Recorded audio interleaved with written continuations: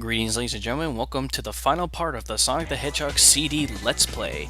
So tonight we're going to finish off with the final two zones of Sonic CD, and the first zone we're going to start off with is Stardust Speedway, which is the most famous stage of Sonic the Hedgehog CD because of one certain reason.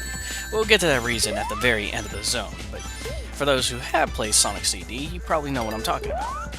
So, Stardust Speedway is a roller coaster of vomit, because honestly, there's so many pathways that you could take in Stardust Speedway, it's crazy. Especially when trying to get to the pass and everything like that. Because you gotta be careful of all the obstacles around here, because I will say that Stardust Speedway has probably the most annoying obstacles when trying to get to the pass. Because, who knows, you might end up running into one of those spike balls or a wall or something like that, because you know how the structure of the terrain is here and everything like that. It's really hard to tell what you can clip through to get onto another pathway, or something that you can't clip onto to get to another pathway. It's just it's kind of difficult to play out and whatnot. But other than that, if you know what you're doing, it's really easy for you to get to the pass. Like, here's one for, I know I passed by Zone 1 extremely quickly, but like I said, ladies and gentlemen, back at, like, Wacky Workbench, that I got all the time stones. There's no point of me showing off the, robot generators anymore, but I did show off in here, at least in Zone 2 of Stardust Speedway, an easy way for you to get to the pass, with that little spring right there. And also, like, if you're, and there's a robot generator right there, if you're curious about Zone 1 of Stardust Speedway, at the very beginning there's a pass sign, like in the middle pathway, and if you take the bottom pathway, as long as you avoid the future sign, you're actually able to get to the pass that way too. You see, I hit that spike ball there. Unfortunately, you can be going like extremely fast and whatnot, but then suddenly, bam, spike ball. It just, the obstacles here are very, you just don't see them coming. They blindside you. I wouldn't say they're annoying, they just blindside you. But that takes care of Stardust Speedway, ladies and gentlemen, because honestly, I got all the time stones, so I just want to get this game going. So just getting done with all the rest of the levels, but now we're at the final zone of Stardust Speedway, and it's the most famous part of the whole stage itself. Not the musical piece. Well, actually, the musical piece as well, too. For those who actually grew up with at least a Japanese and European soundtrack. The ones who grew up with the English soundtrack, I'm terribly sorry, you're not going to be hearing it. Although it's not a bad soundtrack at all, or a bad song, but yeah. Oh, look at this. It's Metal Sonic. We finally caught up to this son of a bitch. And what's he doing? Ugh, looks like he's challenging us to a race. Well, eat my dust, you faker. Alright, so in the Metal Sonic race, the most famous part about Sonic the Hedgehog CD.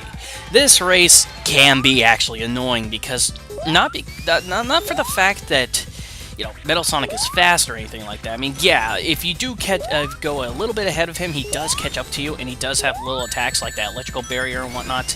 And then if you go too far ahead, he will pick up the pace and actually use his other energy barrier, like that right there, to knock you off and whatnot.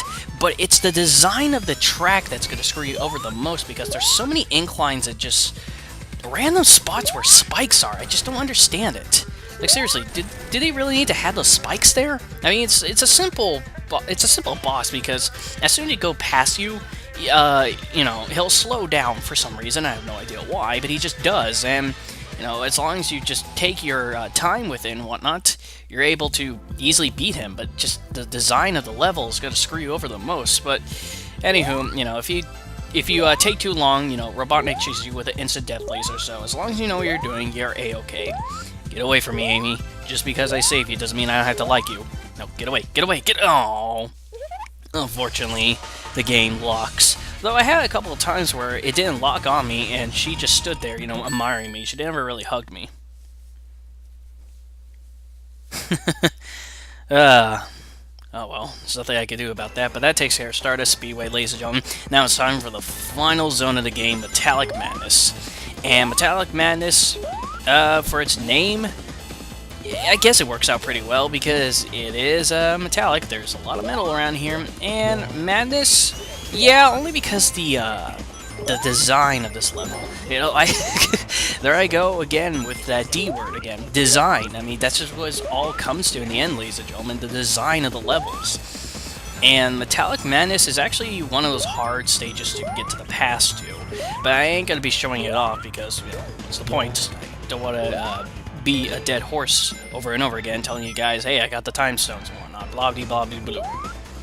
But like when it comes to Metallic Madness, it's Scrap Brain Zone on crack. I mean, I could compare a lot of the stages here in Sonic CD to Sonic the Hedgehog 1. I really could, because you know it's made by the same people.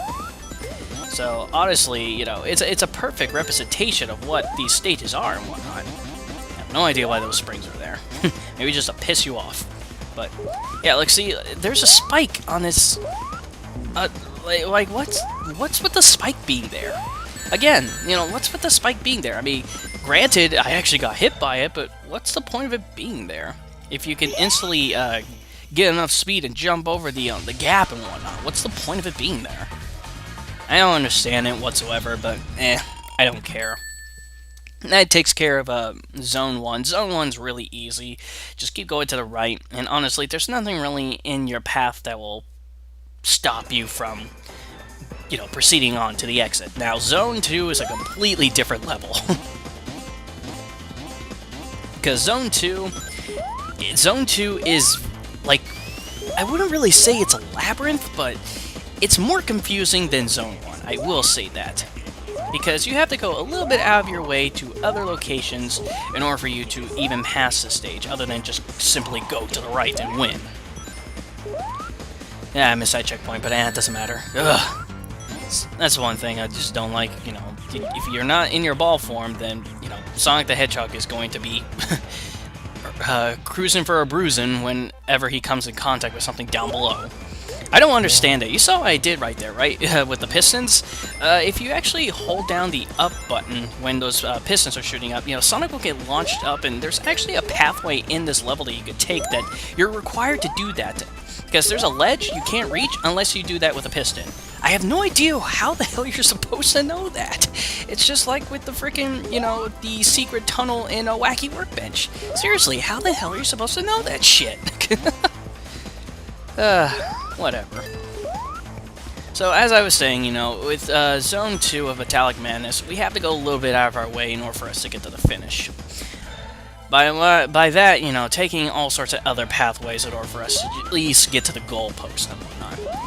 Now, you're probably seeing those lasers right there. Well, we'll see what those lasers do in a little bit. But right now, we have to go to the very bottom right here because we have to. We literally have no choice. Because the only pathway I can think of for you to proceed on forward is this bomb pathway here. And we got this pillar thing? I have no idea what to call it. But anywho, you know, if you always jump on the pillar to the left, you know, when it goes, you know, goes over now it's the new left, and goes over now it's the new left, it'll easily, you know, able you to get across and whatnot. Those things are returning from, whoa, what the hell? Look at this, we're life up, Sonic. Yeah, woo! Yeah, but we have to those lasers turn off mini so we can make these jumps and everything like that. You have to go through them. And if I remember, I think when you're mini, you actually are... If some of you have played actually New Super Mario Brothers, the mini mushroom, if it's equivalent of that, if you get hit once, you're dead, no matter what. At least I think. I'm not too sure. It's been a while since I got hit. Or who knows, maybe I actually did get hit while I was in mini form during this playthrough. Well, we'll see. Let's see how the game plays out, and, you know, if I don't die in one hit, then thank God. But, you know, those bulbish robots that shoot out all the little projectiles when they explode are returning back from a Starlight Zone from Sonic the Hedgehog 1. And what sucks about these ones is, you know, you can't kill them whatsoever.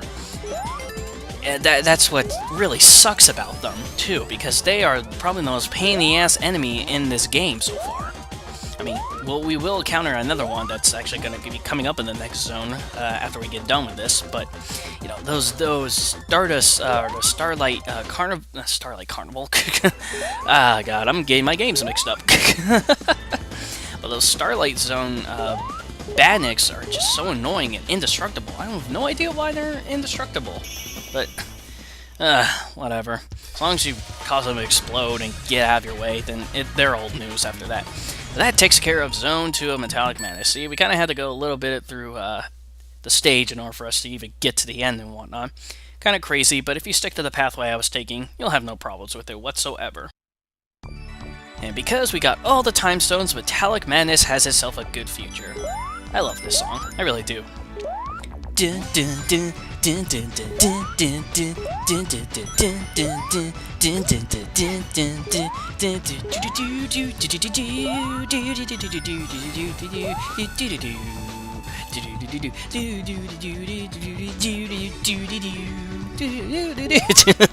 Alright, I'll stop. I really do love this track. It's a very accomplishing feeling to it. That's what I like about it. Because, you know you did good if you found all the robot generators in all the zones, and collect all the time stones. As long as the final zone has a good future, you're guaranteed a good ending no matter what. I hate that part. It's funny because that part right there with the rotating platforms is the only part of Sonic the Hedgehog CD that actually has a bottomless pit. There's really not that many bottomless pits in this game.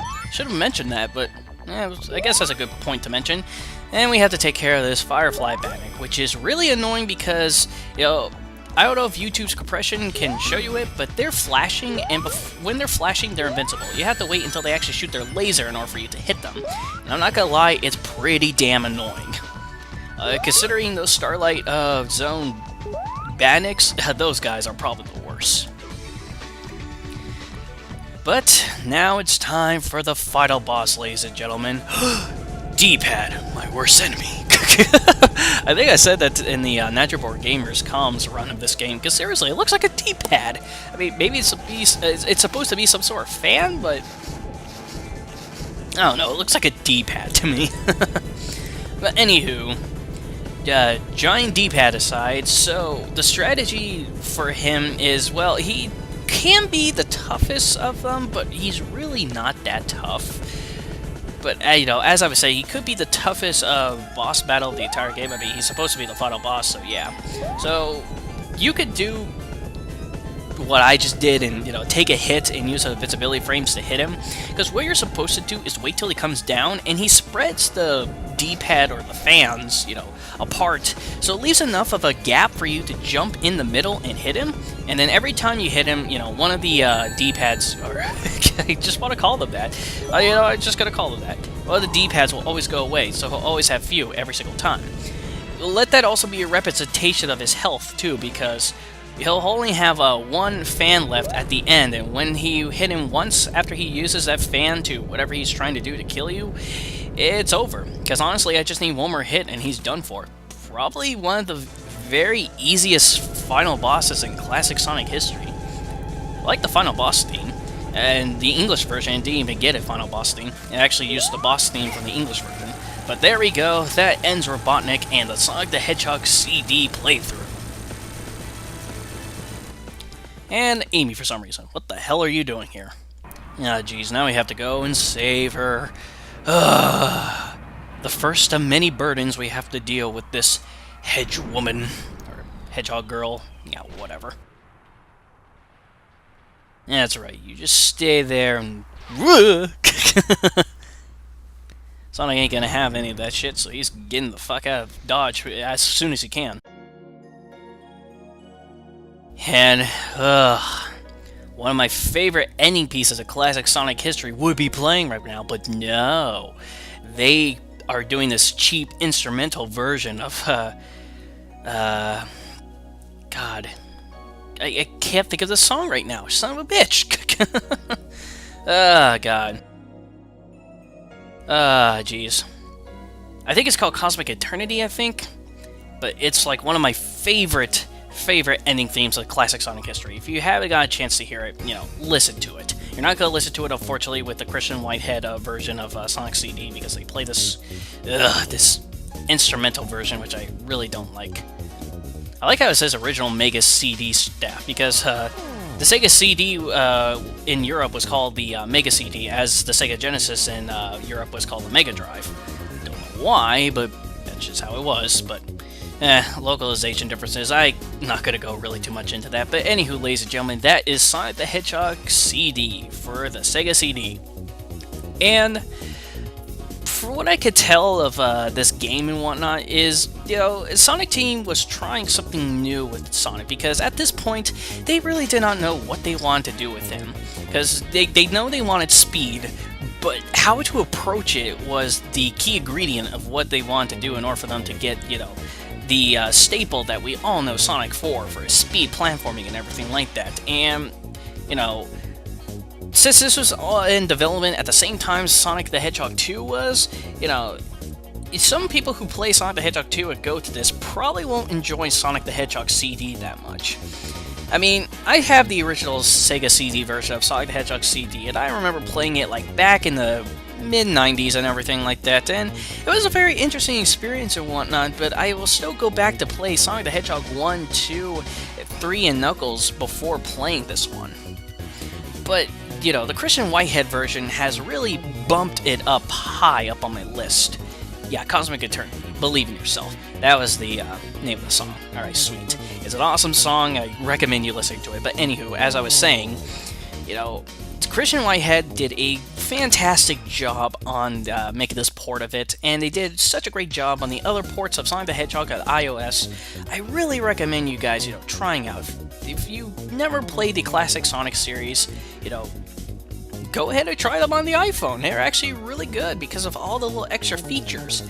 I mean, honestly, I'm not a big fan of touchscreen controls. I really am not. But Sonic the Hedgehog, or Sonic CD for that matter, is something I could, you know, give it a little break to and everything like that, because they did such a great job on it. And, you know, I can't stress enough how Christian Whitehead just did a great job on this game and whatnot, and how I really wish they were the ones who did Sonic the Hedgehog 4, but a man can dream, right? You got this little cutscene right here that plays at the end, because this is a good ending right here. All those sharp flowers, God, I could poke someone's eye out with those. You're too cool! But yeah, that's pretty much what the good ending is. The bad ending is where Little Big Planet will actually appear once again, chained, and Robotnik will laugh maniacally. And that's pretty much when you know when you fucked up. I think it says try again or something like that, or it says too bad, try again, something like that. Kind of like the equivalent of the try again screen from Sonic the Hedgehog 1. But anywho, ladies and gentlemen, that was the Sonic the Hedgehog CD. I'm glad I actually got this game over and done with, because the next time we meet in the classic Sonic universe will be with my most favorite classic Sonic game of all time, Sonic 3 and Knuckles. And judging how I did Sonic the Hedgehog 1 and 2 during the months of November, I probably expected in November of this year. But anywho, folks, I'm glad I was able to take care of this game, and I hope you enjoyed the LP. But up next, ladies and gentlemen, our Summer Blockbuster LPs. I am Ethan, also known as XShadowDude17X. You all have a great night, and I will see you all later.